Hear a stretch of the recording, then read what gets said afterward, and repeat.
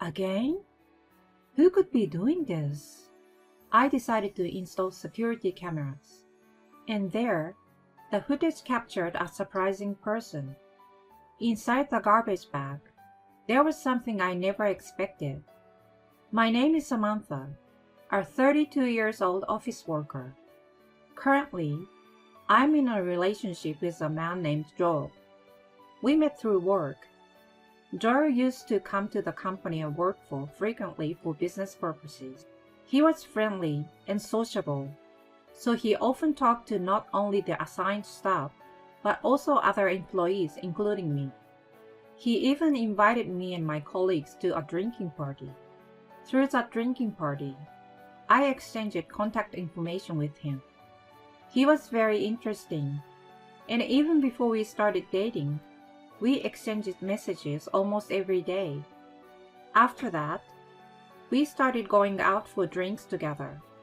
He had a cheerful and lively personality, but when we were alone, he would become a bit more calm, and I found myself more and more attracted to him.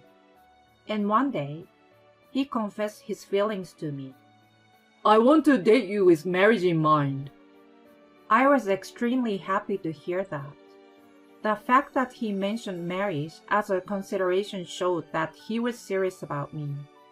Of course. The answer was yes, and we started dating.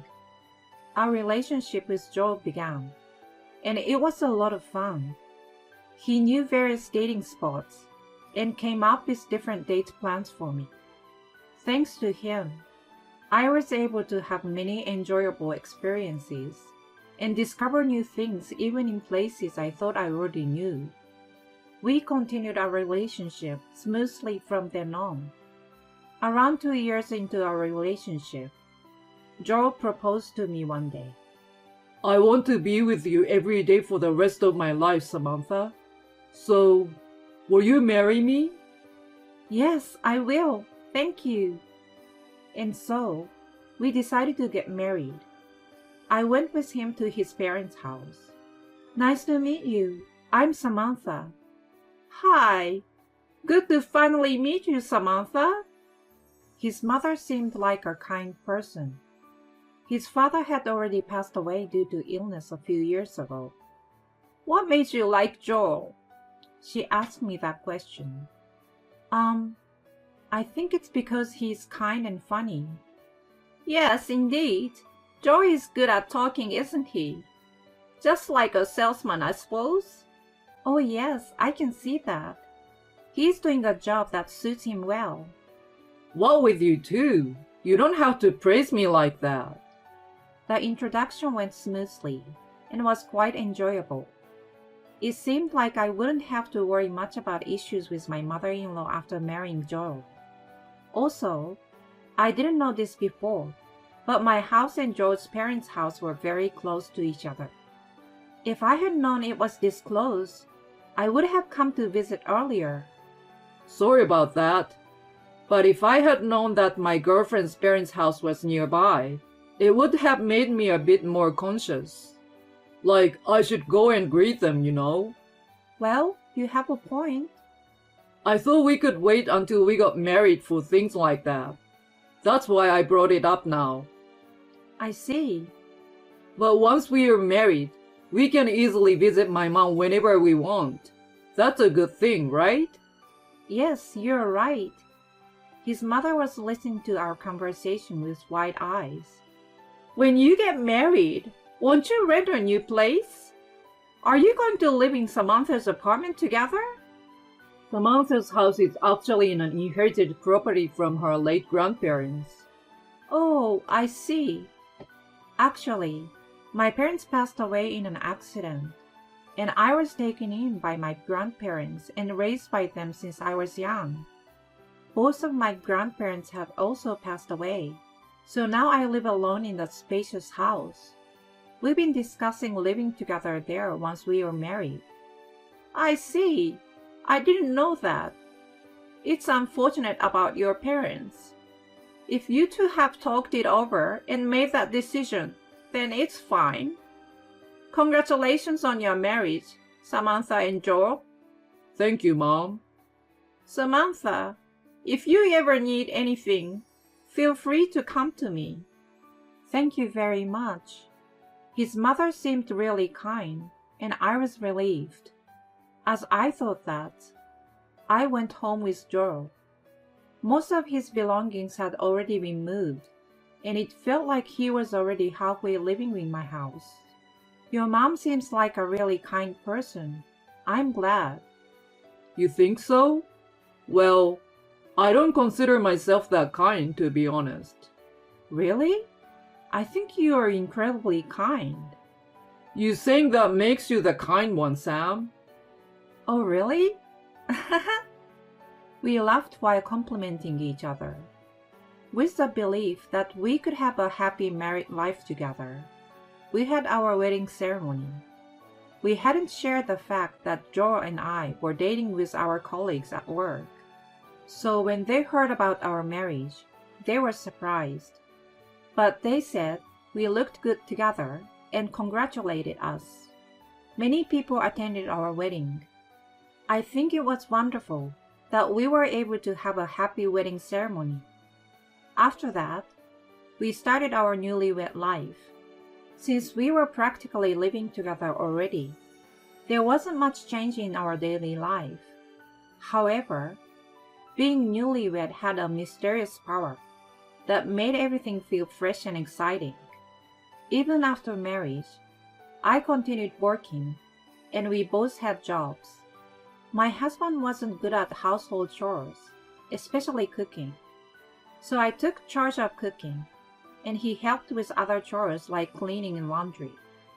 At first, he was still getting used to it, but he tried his best with cleaning. It's really appreciated to have a husband who cooperates with household chores. In this way, we smoothly enjoyed our newlywed life, and I felt happy every day. But less than a year of marriage, my husband started going on business trips more frequently. I will be going on a business trip for about a week. Huh? Again? You've been going on a lot of trips lately. Well, they seem to have high expectations of me. They've entrusted me with some important tasks. I see. Well, you have to do your best then. Yeah, sorry for leaving the house again. It's okay. Take care, alright? Although I said those words, I felt a bit lonely. We're still newlyweds, and yet, they keep increasing the number of business trips. What is the company thinking? I almost wanted to complain, but work is work. Besides, we might have children in the future, so it's important to have savings. So it's crucial for my husband to achieve results in his work. A few months later, my husband was given another long-term assignment. They want me to go on a business trip for about 3 months this time. Huh? 3 months? They want me to go and provide support from headquarters as they set up a new branch. That's a really important job. Yeah, they have high expectations of me. But 3 months will be tough. I'm sorry, Samantha. It's okay.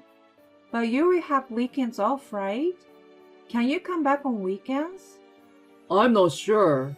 It's in Nevada, so there are several layovers during the flight, and it might be difficult to come back every weekend. I see. Then let's video call each other. Yeah, that's a good idea. Let's do that. Afterwards, my husband went on a long-term business trip. I felt a bit lonely living alone. But then, a certain problem arose. Huh? What is this? When I returned home from work as usual, there were a large number of garbage bags placed in front of the entrance. I had no idea what was going on, but I couldn't just leave the garbage like that. Although it was creepy, I gathered them all and disposed of them at the garbage station. Seriously, who could be doing this? As I was thinking that, on another day, A large amount of garbage was again dumped in front of my house. Huh? Again? Ooh, what is going on? This is clearly some form of harassment. But I didn't know the purpose or the reason behind it. I considered reporting it to the police, but it could also be someone I know or neighbor. Thinking that way, I decided to investigate on my own. I decided to install security cameras. And there, to my surprise, I saw the person responsible. It turned out that it was my mother-in-law who was dumping the large amount of garbage bags. Why would my mother-in-law do such a thing? From then on, the garbage was repeatedly dumped in the same manner, and it was always my mother-in-law. Why would she do something like this? I couldn't understand why my mother-in-law would engage in such harassment.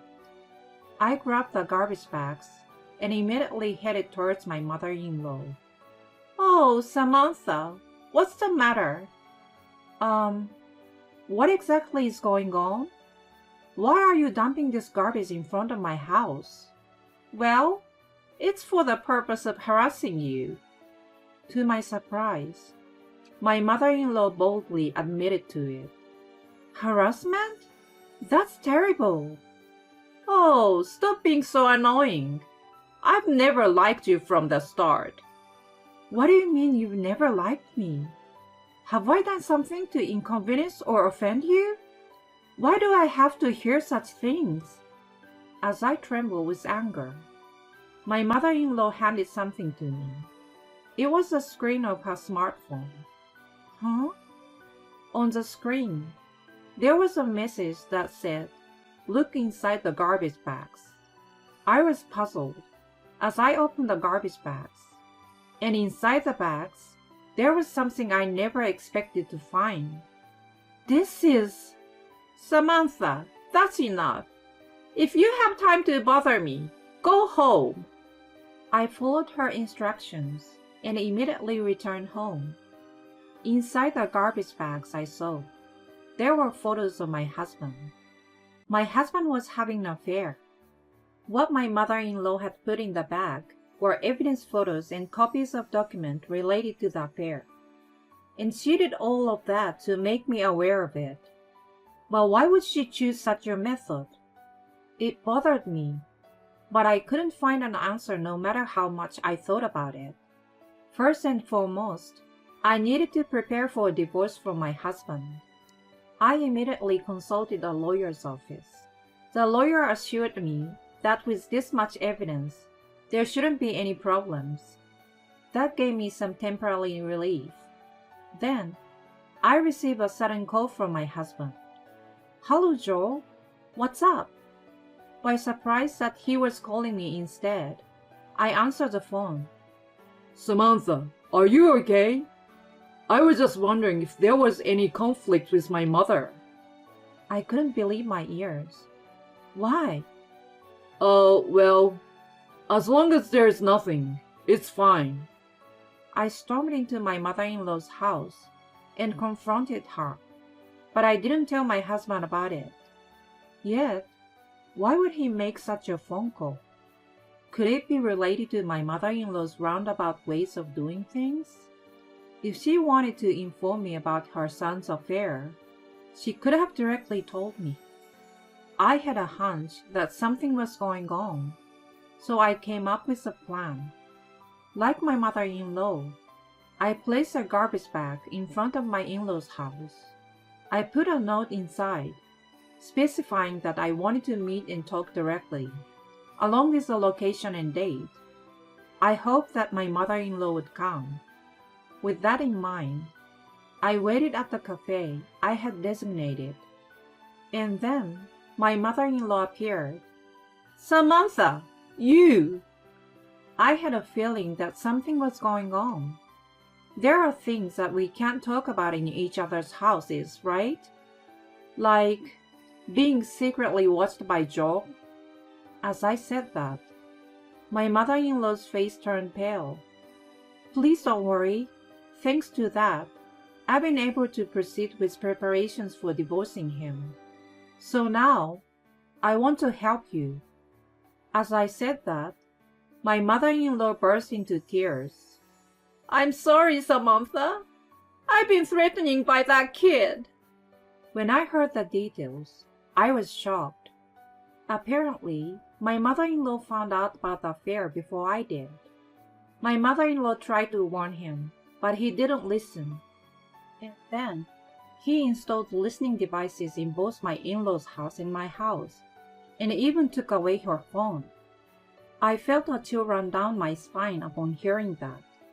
There were listening devices in my house too? "Yes, that's what he said." That's awful. My mother-in-law said she pleaded with him to stop doing such things, but he didn't listen. My husband's true intention seems to be to take away the house I inherited. And he threatened my mother-in-law, saying he would harm me if she got in his way. So my mother-in-law was trying to make me aware of the danger through those acts of harassment. I can't believe Joe would do such a thing.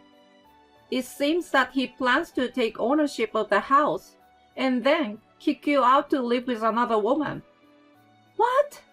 That's so heartless. I was filled with anger. Come to think of it, my husband had been expressing his desire to change the house ownership to his name. I found the paperwork and procedures troublesome, so I refused. But now, I understand why he wanted it. Let's consult the police immediately. When I said that, my mother-in-law hesitated for a moment, and then nodded slightly. We went to the police station and explained the presence of listening devices and the content my mother-in-law was told by my husband. Arresting him would be difficult given the current situation, but I was able to obtain the restraining order against him once the divorce was finalized.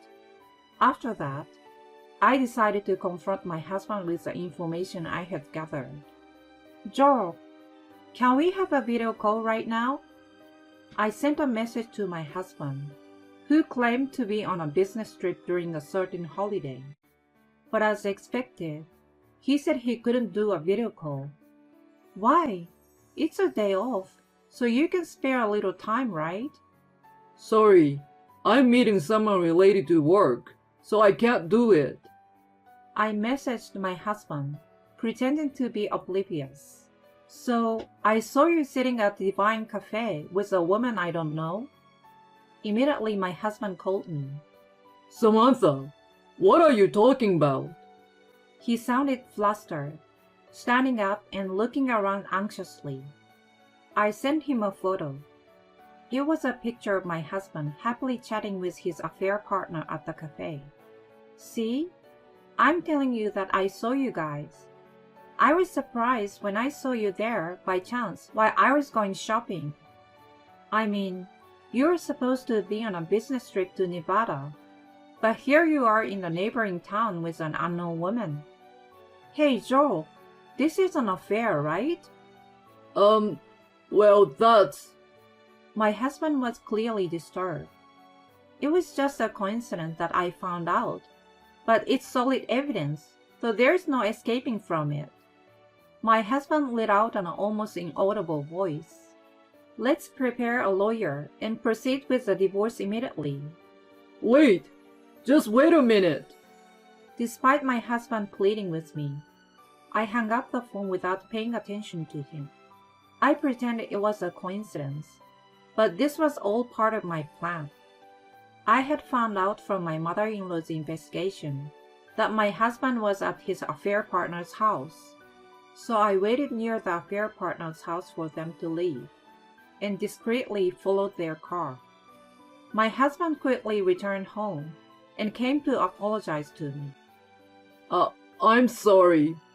I was momentarily possessed. I won't do it again. Please forgive me." My husband apologized as he came forward. "There's no way I can forgive you. You were pretending to be on a business trip while living at your affair partner's place, right? I can't continue our marriage with such a liar. Let's get a divorce." As my determination became clear, my husband slumped down weakly on the spot. Shortly after that, I divorced him. Of course, I made sure to claim substantial compensation from my ex-husband and his affair partner. By the way, my ex-husband never found out that my mother-in-law had been helping me. I decided to sell the house I inherited from my grandparents. My mother-in-law also sold her house and moved without saying anything to her son. She also canceled her phone contract, so got a new one. It seems my ex-husband planned to seek cooperation from my mother-in-law in paying the compensation. But when he realized she had already moved, and he became quite panicked. He contacted me multiple times, desperately begging for forgiveness. However, I made sure to secure a promise from him to pay the compensation, even if it wasn't in installments. If there was any delay in payment, I made arrangements to have his salary garnished. It appears my ex-husband was eventually abandoned by his affair partner.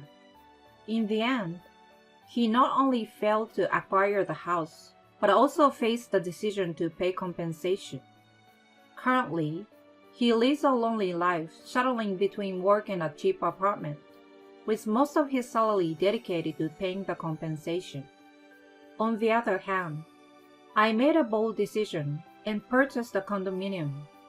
Since the inherited house from my grandparents was in good condition, I was able to sell it at a higher price than I expected. I plan to focus on my work and increase my own income, aiming to build my assets and secure a comfortable future. I won't rush into another romantic relationship for a while, and instead, take my time to find the next partner without any pressure.